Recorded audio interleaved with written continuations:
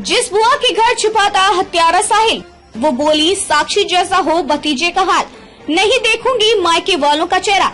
दिल्ली में किशोरी साक्षी की चाकू से गोद कर नृशंस हत्या करने वाले साहिल ने पहासू थाना क्षेत्र के गांव अटेरना में रहने वाले बुआ के घर में पनाह ली थी। बुआ को जब भतीजे की करतूत का पता चला तो एक बारगी वह बेहोश हो गई। जिस तरह बेटे की हत्या की उसी तरह उसकी हत्या की जाए। साहिल द्वारा की गई वारदात का सीसीटीवी फुटेज इंटरनेट मीडिया पर प्रसारित है।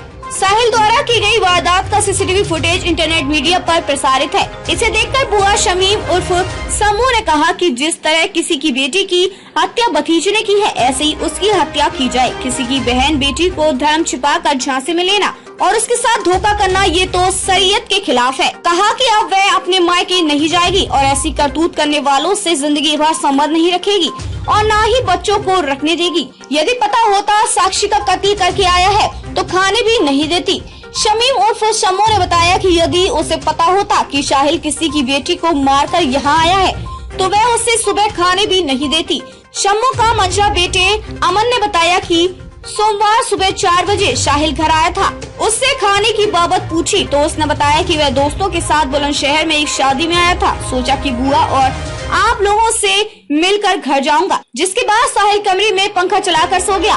स्वजन को फोन पर बताया बुआ के घर हूँ। सुबह करीब 8 बजे सोकर उठे और मोबाइल पर अपने स्वजन को फोन कर बताया कि वह बुआ के घर है। इसके बाद चाय और बिस्किट खाकर वह फिर से सो गया। करीब 12 बजे सोकर उठे और खाना खाया और फिर से सो गए। करीब 3 बजे 2 पुलिसकर्मी घर में दाखिल हुए और पूछा कि साहिल घर में है क्या। पुलिसकर्मी ने पिस्टल निकालकर साहिल को जगाया। अमन ने पुलिसकर्मी को बताया कि कमरे में सो रहा है।